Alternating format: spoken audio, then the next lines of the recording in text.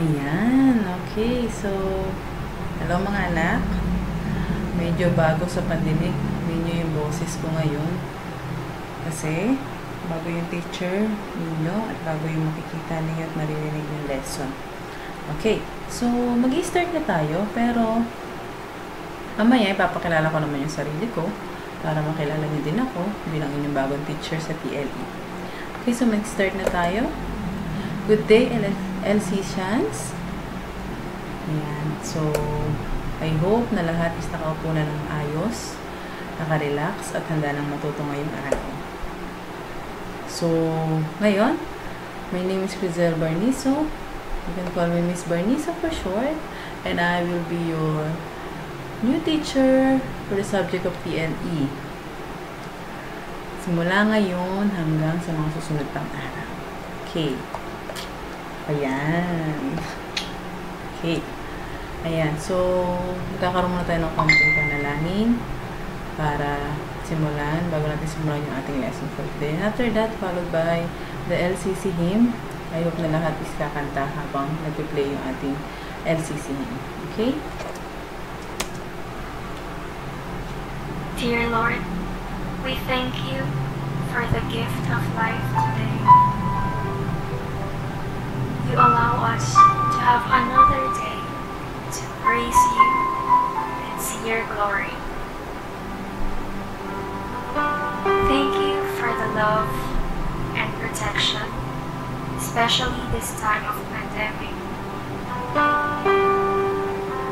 Bless us, Father, with your wisdom as we begin our class. Help us to focus our hearts and minds on what we are about to learn. Inspire us by your Holy Spirit as we think and listen. Guide us by your eternal light as we discover more about the world around us. Lord, we thank you and let your will be done in our lives. We ask all this in the mighty name of Jesus. Amen.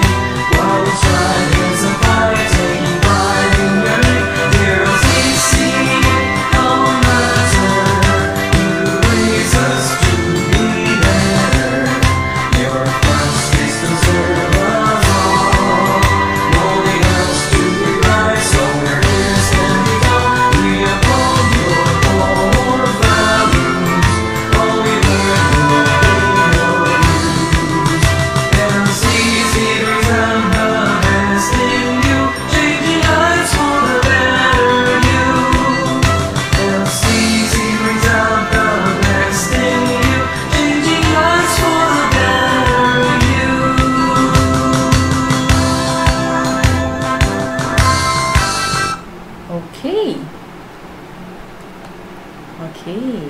Ayan. So, now, let's proceed sa ating topic. Ano nga ba ang topic natin ngayong araw? Walang iba kundi tinatawag natin horticulture. At pag-aaral natin ang lesson 1 sa horticulture, which is the use of farm tools and equipment. So, pag-aaralan natin yung iba't ibang gamit na ginagamit natin sa pagpa-farm, sa pananatili ng ayos ng ating agriculture. Okay, so magkakaroon lang tayo ng konting short clip. Video clip, panoorin lang natin to. And habang pinanonood natin to, I hope na magkaroon kayo ng idea sa lesson natin ngayong araw. Okay?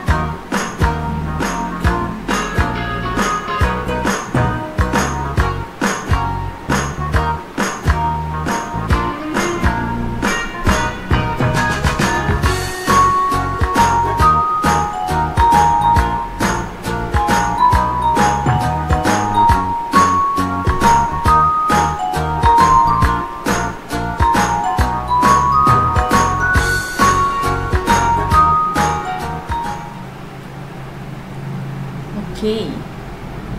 O, nakapanood ba lahat?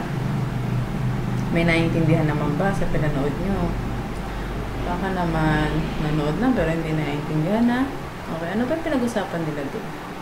Yan. Sabi nila, ano ba yung mga gamit na ginagamit na example para yung trabaho natin sa farm is mapadali. Yun yung pag-aaralan natin ngayon. Okay, so start na tayo. So learning outcomes natin. At the end of the lesson, you're expected to do the following.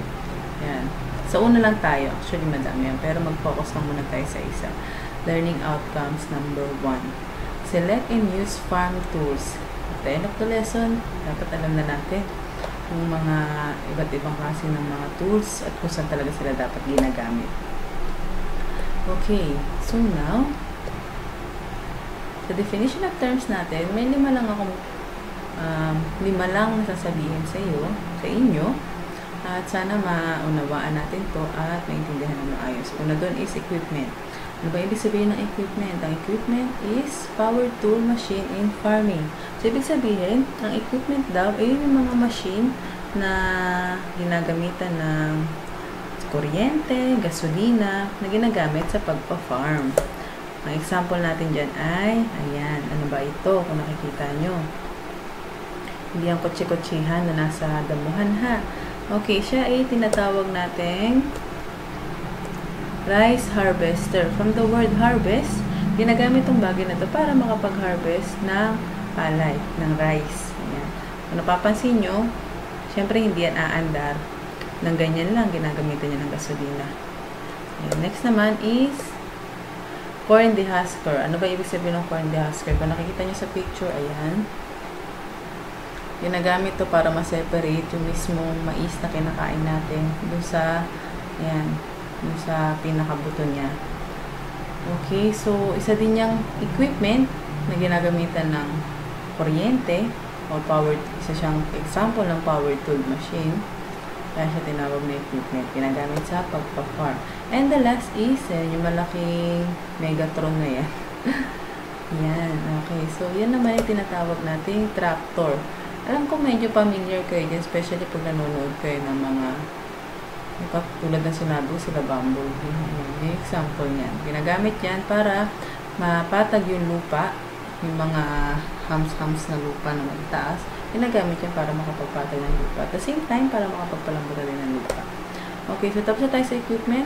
Let's proceed now sa farm implements. Ano ba ibig sabihin ng farm implements? Pag sinabing farm implements, ito yung accessories pulled by animals or mounted on a machinery to make the work easier. Ano bang ibig sabihin nun? Ito yung mga gamit na hinihila yung kailangan ng tulong ng isang hayop or animals. Or pwede din siyang machine. Ayan. Na mismong yung equipment natin, nakalagay siya sa isang machine para mas mapadali yung isang trabaho. Para maintindihan natin to, bibigyan ko kayo na example. Ayan. Hindi yung una ha. Ito. Ayan. Blow. Ano ba ibig sabihin ng blow? Ayan. Hindi natin siya magagamit ng tayo lang. Mahihirapan tayo bilang isang tao. Tapos gagamitin natin yan. Kasi ang blow talaga ay kinakabit sa ayan, sa Carabao. Kinakabit siya sa Carabao para yung Carabao mismo, yung mag-e-effort o yung lakas ng Carabao, yung hihila sa blow para napatag o maayos yung lupang tatamnan natin. Ayan, katulad ng ginagawa nitong farmer. Kung nakikita niyo. Ayan. And yung next naman yung nasa baba, itong kulay orange, ayan naman ay rotivator. Para sa naman yung rotivator? Ang rotivator ay sample ng isang, ayan, mounted on a machinery.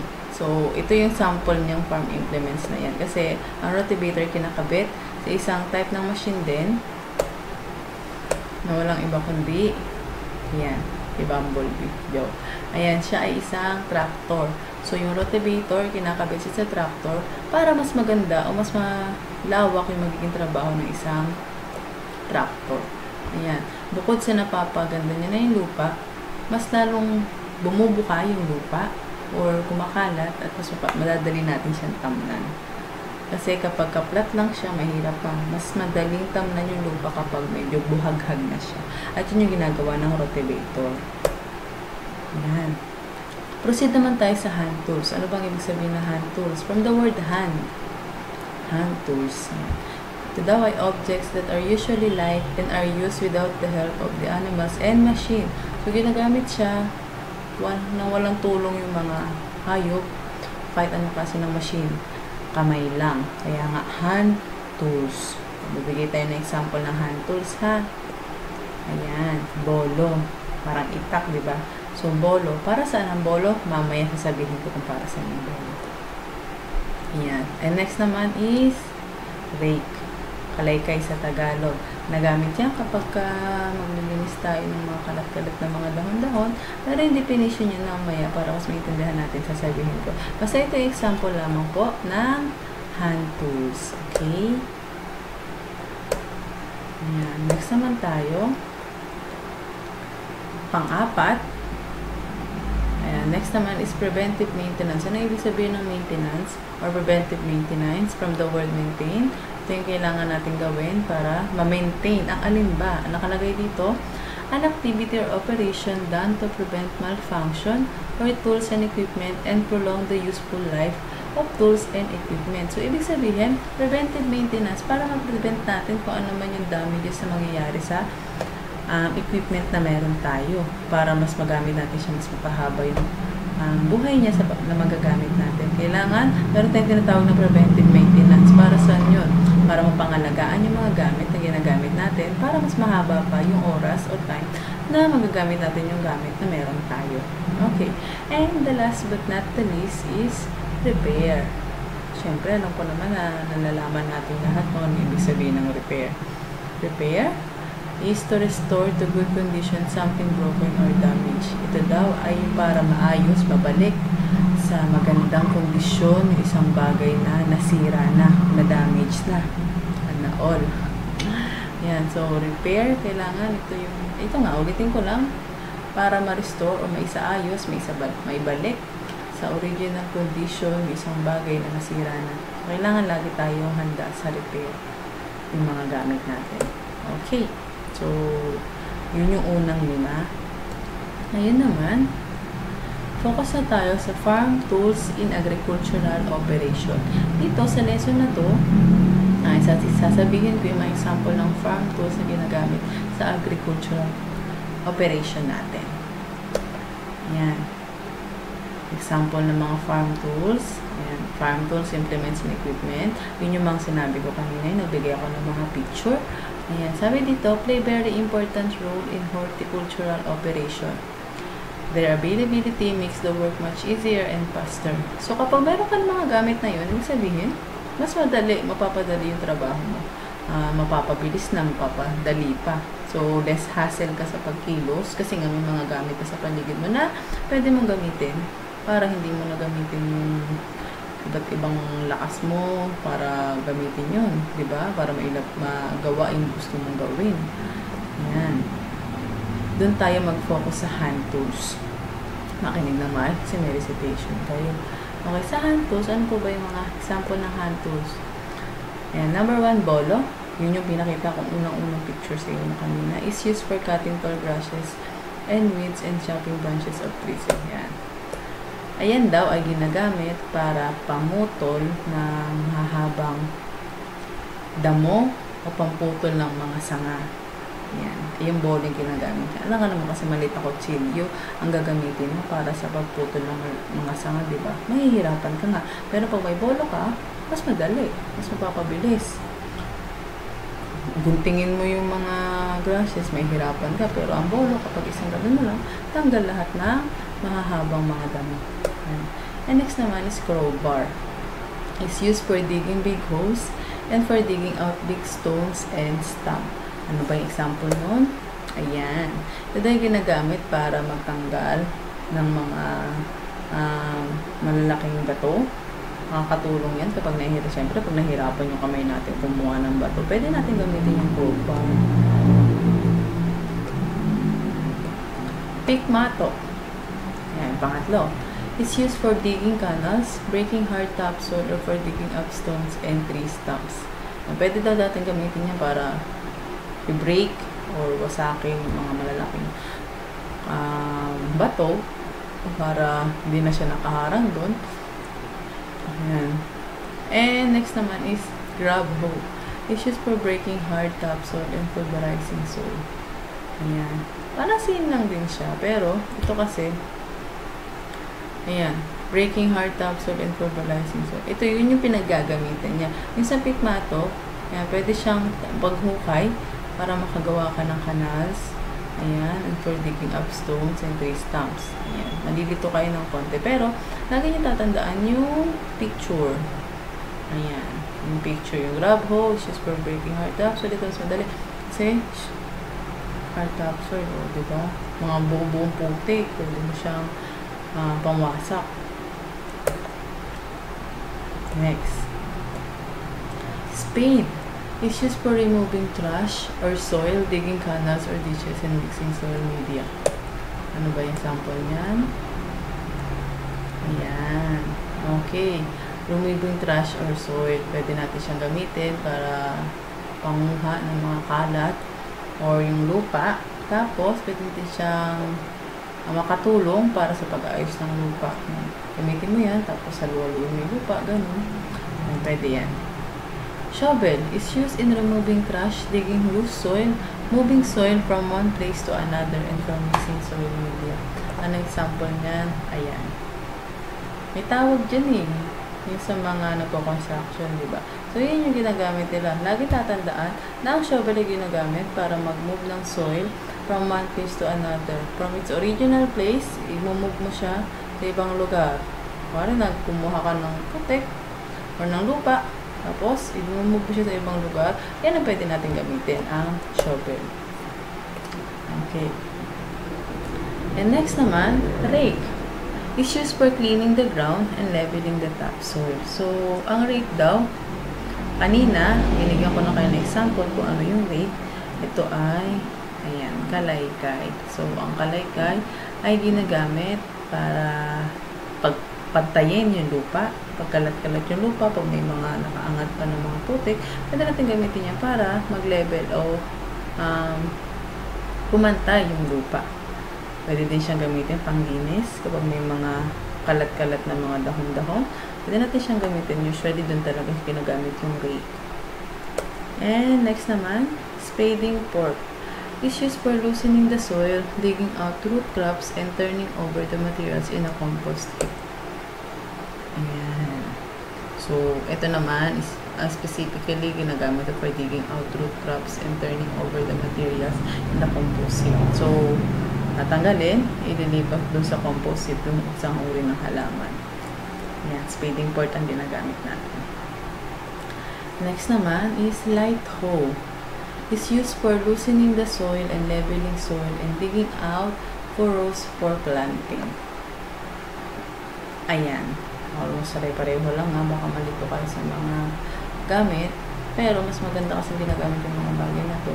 Specifically, kung saan siya dapat gamitin. Kasi pag ginamit natin isang bagay, although kapareho lang niya yun, medyo hindi siya fit. Kailangan yung tools talaga na fit dun sa bagay. Sa trabahong gagawin natin. So, ito is light hoe. She's for loosening the soil and leveling soil and digging out furrows for planting. Okay? And next, hand trowel. It's used for loosening the soil around the growing plants and putting small amount of manure fertilizer in the soil. Alam ko familiar kayo dito. Ayan. Maliit na parang saan ba? Ayan. So, ginagamit naman siya para maglagay. Or, di ba pag may isang halaman tayo, pwede natin siyang gamitin para ayusin yung lupa kapag sa maliliit na simagamit lang ng taniman. Or, gamitin natin siya para lagyan panggamit ng fertilizer sa paligid no isang maliit na halaman. Okay. And, hand cultivator.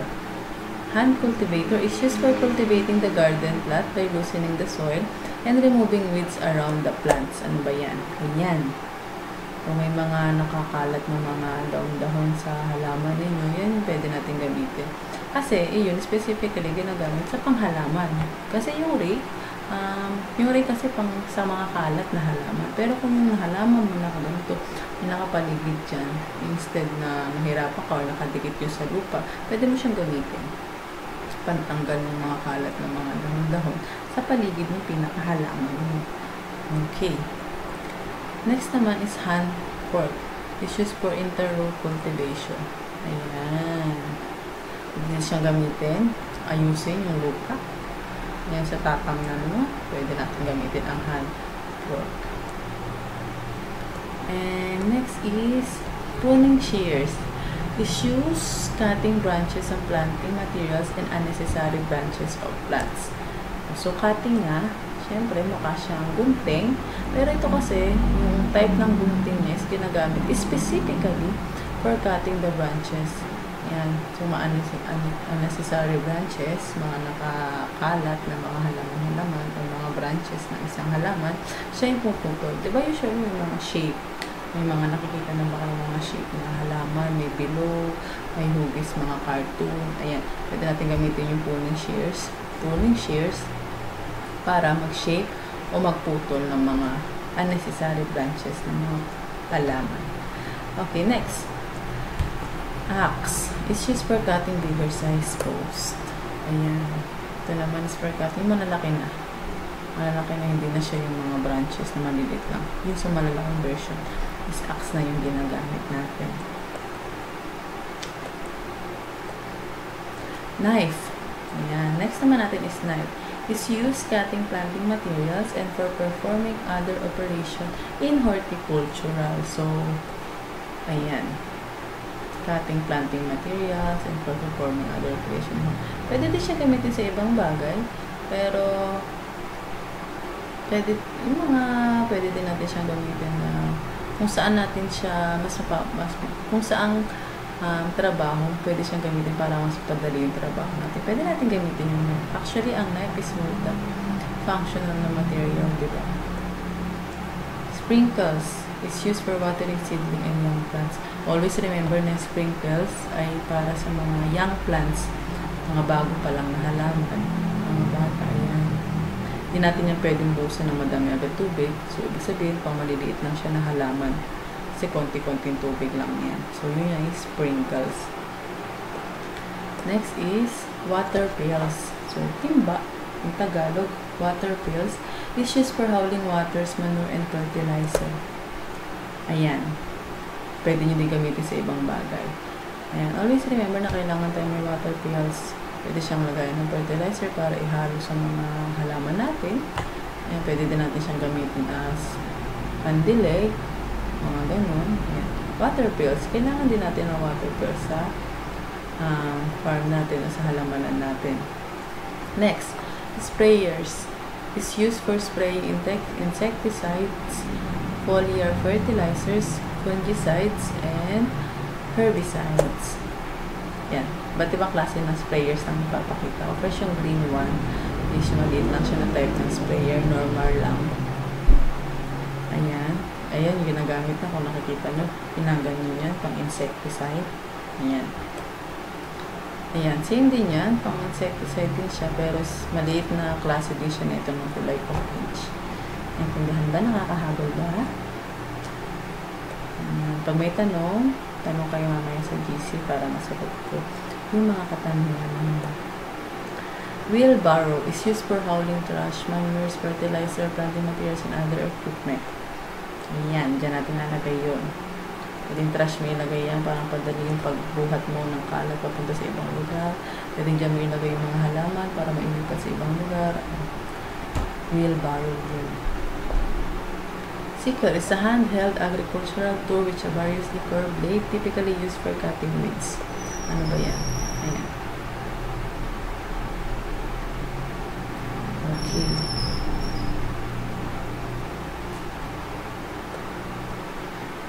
Let's now proceed sa farm implements. Kanina, diniscuss ko kung anong klase ng mga farm implements. These are accessories which are being pulled by working animals or mounted to machineries. Hand tractor, which are usually used in preparation of land, are usually made of special kind of metal. So, pag sinabing farm implements, siya yung mga gamit na kailangan ng tulong ng hayop, katulad ng example ko kanina.